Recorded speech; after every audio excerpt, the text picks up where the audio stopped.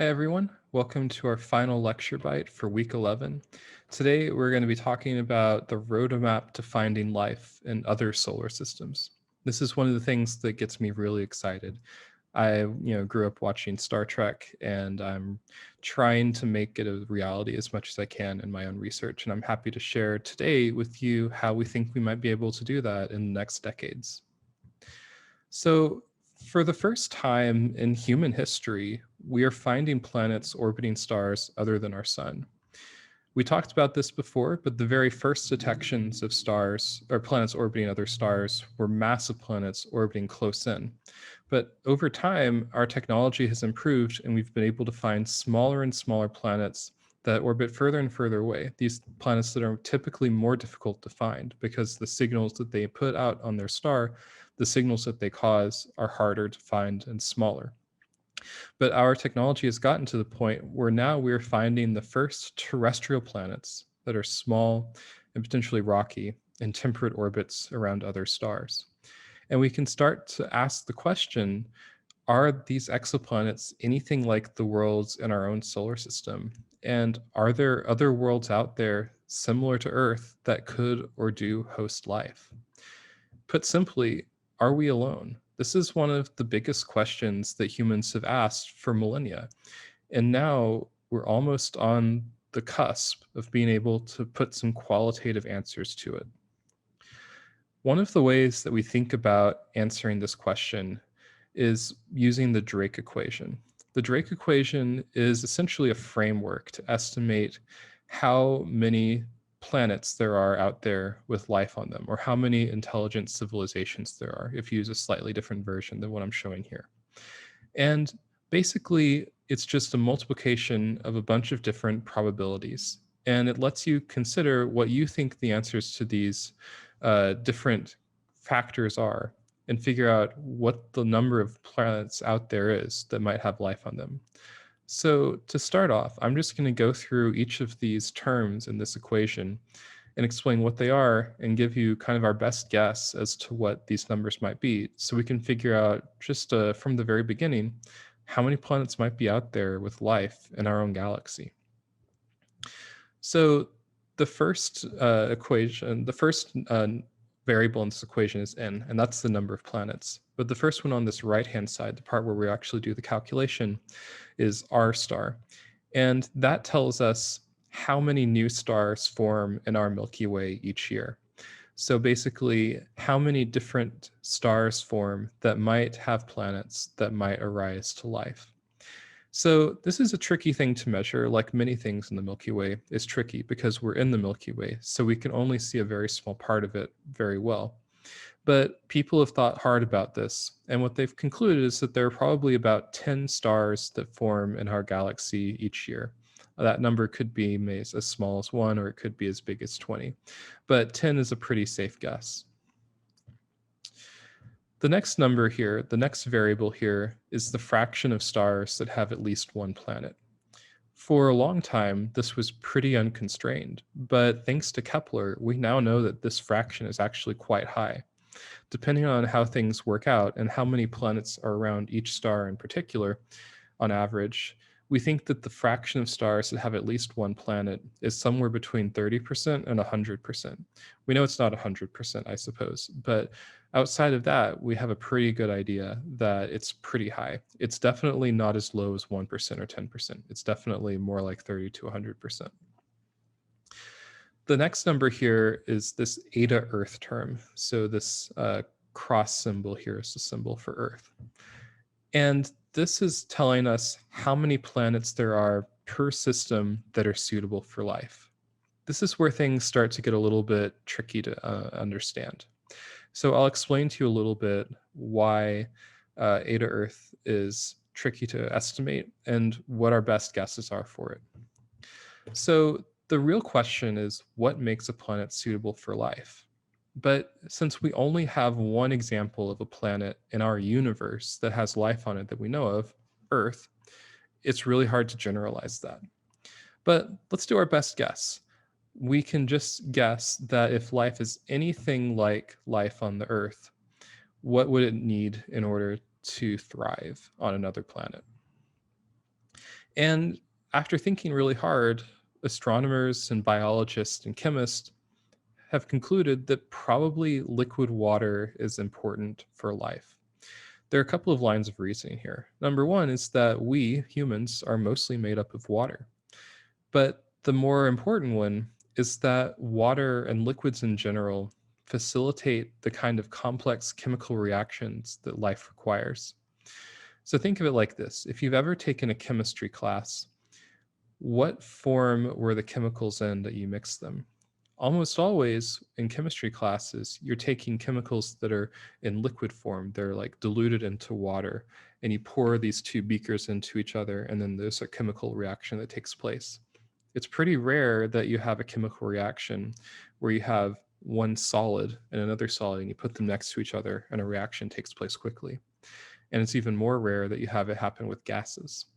So the reason for this is because water makes it really easy for chemistry to happen. And you get kind of the most interesting and unique chemistry taking place when you have a liquid around like water to facilitate that. And water is not just any ordinary liquid, it's a really good soluble liquid. So lots of different things dissolve in it. So all of these put together tend to make us think that liquid water is really important because life requires weird chemical reactions, complex chemical reactions to take place.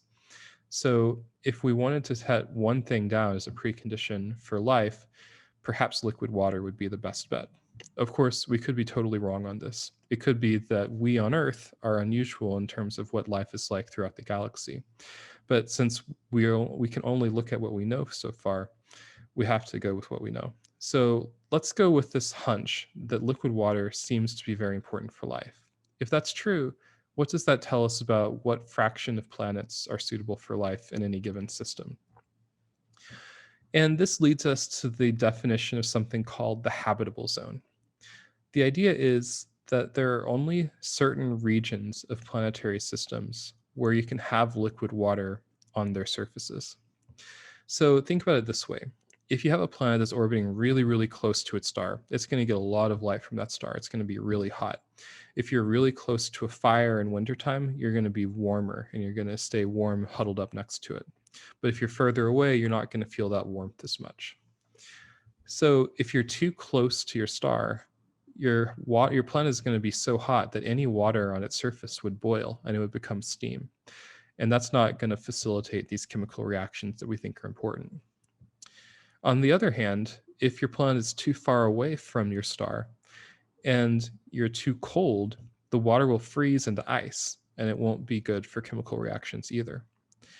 It's only in this middle range, this Goldilocks zone, this habitable zone, where water will stay liquid on the surface of your planet.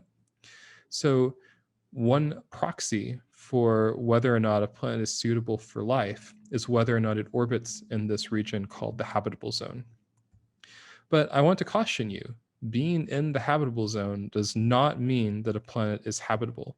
It just means that under the right conditions, there could be liquid water on its surface. And I'll present to you the example of Mars. Mars orbits in what we believe is the habitable zone of our solar system. But Mars has no life as far as we know, and it has no liquid water on its surface as far as we can tell. Now, there may be tiny amounts of life, there might be tiny amounts of water, we just haven't looked hard enough yet, but it's certainly nothing like our own Earth. So just being in the habitable zone does not guarantee that a planet is going to be as lush and as forgiving and as hospitable to life as our Earth is.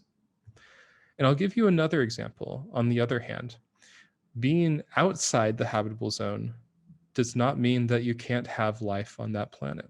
This is an image of the moon Europa around Jupiter. It's believed that Europa has a liquid inner core made up of water. So there are these vast water oceans underneath this frozen crust of water ice. It could be the case that Europa is a place where life could exist in our own solar system. We haven't gone there yet to figure it out, but we're planning on sending probes there to look for it. But Europa is not in the habitable zone. So the habitable zone is not the end all and be all of where life can exist. It's merely just a guideline. But it's a pretty decent guideline. It has our Earth in it, which is good because that's our kind of one check. If our one Earth falls outside of the habitable zone, then we should seriously doubt whether this is the right metric to be using. But it doesn't. It's in the habitable zone. So let's just for now say that being in the habitable zone means that your planet could be suitable for life. So we can go back to the Drake equation and we can combine these two terms because it actually is a little bit simpler to make the measurements this way, and show that Kepler measured that the fraction of the number of planets per star in the habitable zone, which is essentially equivalent to the multiplication of these two terms, is about 0.25 to 0.5. So 1 out of every 2 to 1 out of every 4 planets in our galaxy has as a planet in the habitable zone. Or put more precisely, for every given star in our galaxy, for every 2 to 4 stars in our galaxy, there is one planet in the habitable zone, as far as we can tell from Kepler. All right. So this is where we start to move beyond things that we can really measure well today and start to move into the more speculative regimes. So in particular, the next term in the Drake equation is the fraction of planets on which life arises, which we really have no good idea about. We have one planet where we've been able to detect life, that's Earth. We know there are lots of planets out there. We don't know how rare it was for life to arise on Earth. So this is a total unknown, and we'll leave this to later. And then finally, there's this term over here, this L, which tells you how long life survives on that planet. Again, we don't really have a good idea, but we do know that on our Earth, life started out very early on and has been around constantly for about 3 to 4 billion years. So let's just use that as an estimate for life of how long life survives on other planets as well. So if you take all of these numbers and you multiply them together, you can start to find some really interesting things. So the biggest uncertainty is this F sub L, this fraction of planets where life arises. If we believe that in 1% of cases where there's a planet suitable for life, that life will indeed arise, we can plug in the numbers and find that in our Milky Way galaxy, there are 75 million planets with life on them. What if 1% is way too optimistic? How about 1% of 1%? So 1/10,000th. 1 out of 10,000 planets ends up hosting life. Still, there are 750,000 planets in our galaxy with life on them under that assumption. Finally, what if we on Earth are 1 in a million, literally?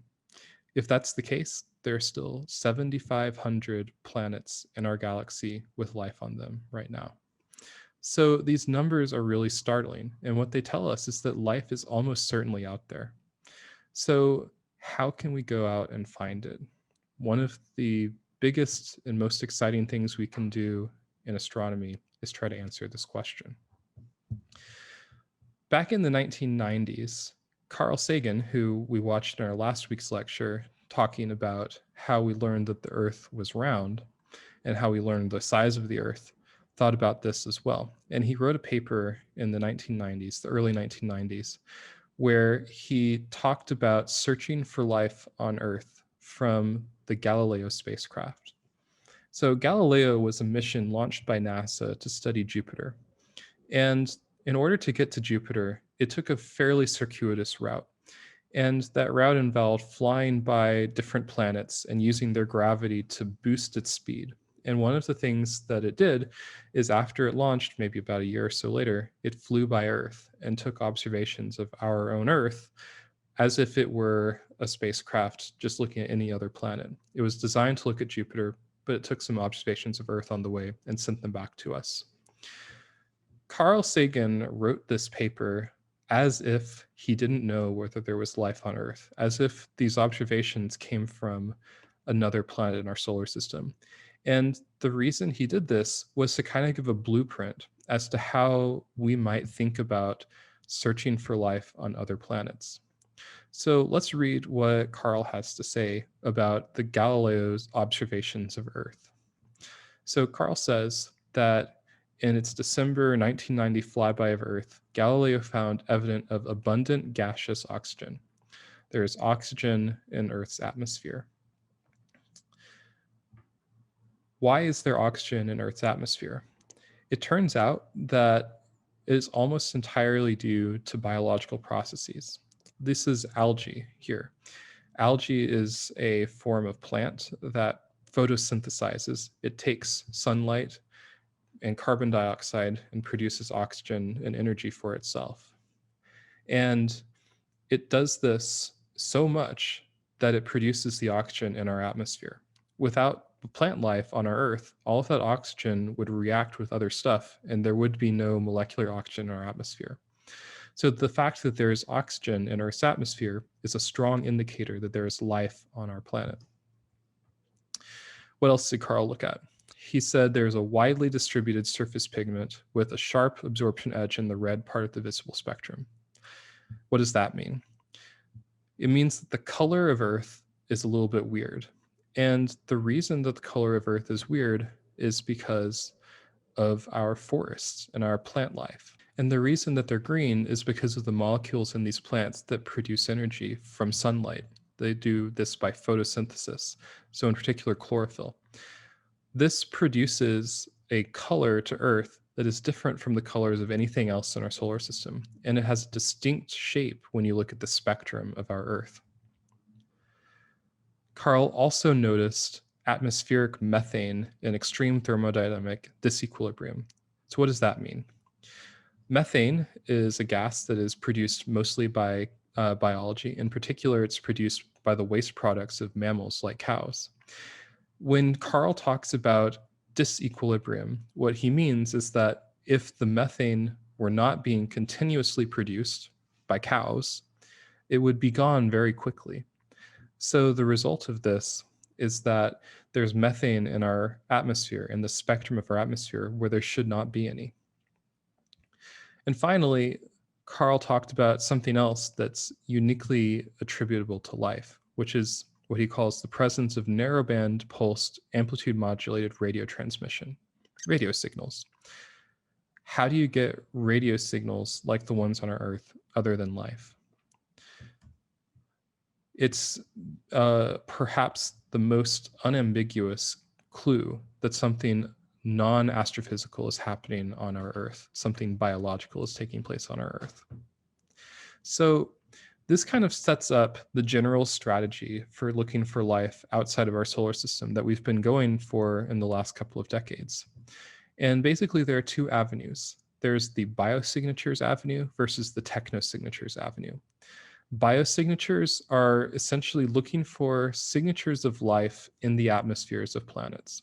So that would be the presence of oxygen. It would be the presence of chlorophyll, the red edge, the green color of our Earth. It would be the presence of methane in our atmosphere in proportions that we didn't expect if there wasn't something constantly producing it. The other avenue for finding life outside of our solar system is to look for technosignatures, signatures of technology, like radio transmissions. Both of these have their advantages and their disadvantages, and I'll talk about them in turn. And I'll start by talking about technosignatures. Technosignatures are where we get to think really sci-fi, and we just get to look for anything that's so weird that it could not possibly be natural.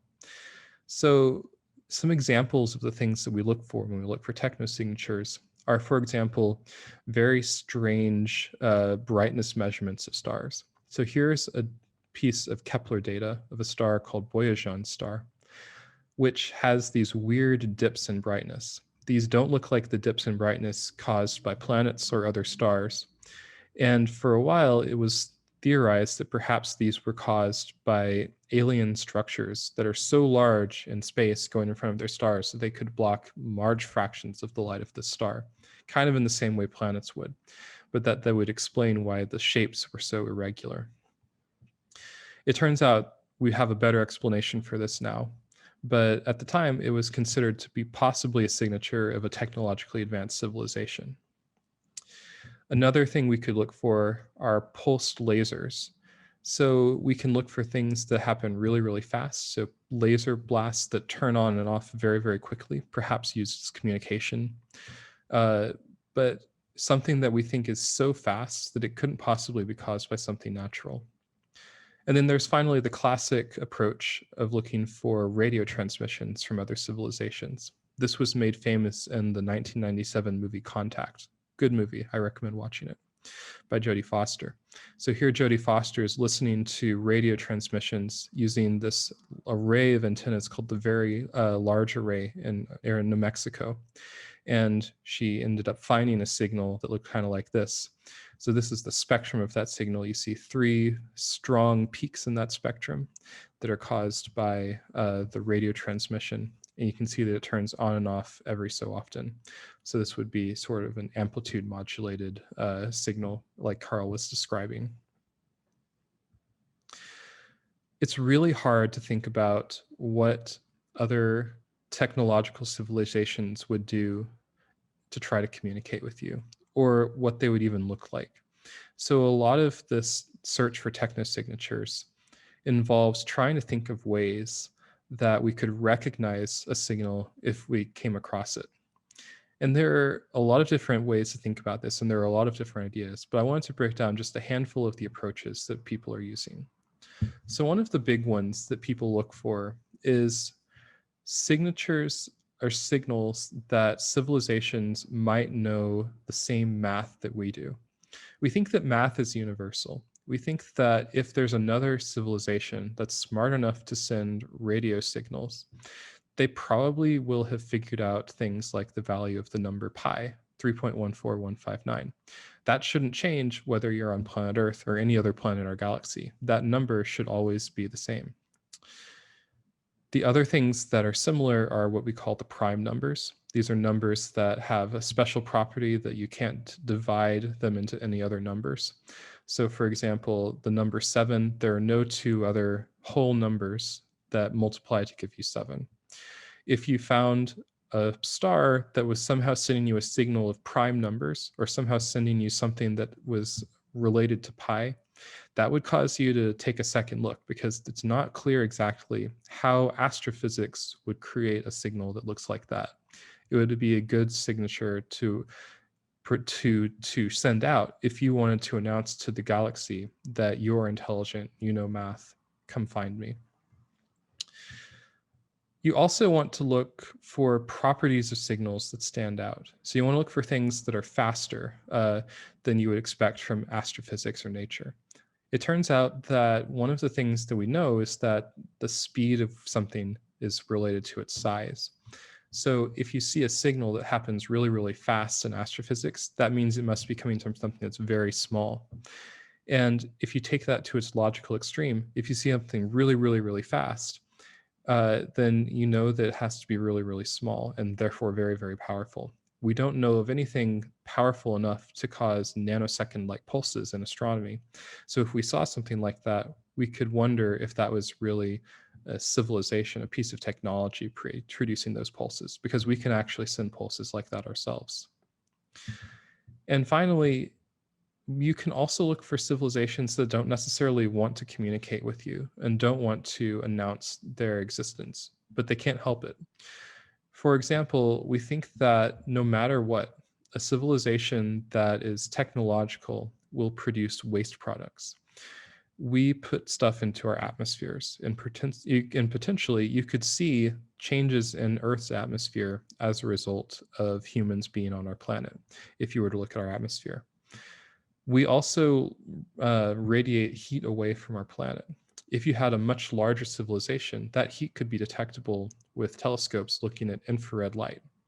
So stuff like this would be ways to potentially look for technological civilizations outside of our solar system. And people are doing this, although nothing has really shown up as being particularly promising so far. All right, so moving on to the other option, biosignatures. What can we do to find the signatures of life on other planets, even if that life is not yet advanced enough to be producing technology that we could detect? So we can use, in particular, our knowledge of how to study exoplanet atmospheres to learn about biosignatures. The biosignatures that Carl Sagan was talking about in that abstract were all signatures of gases in our atmosphere or of stuff on the surface of our planet.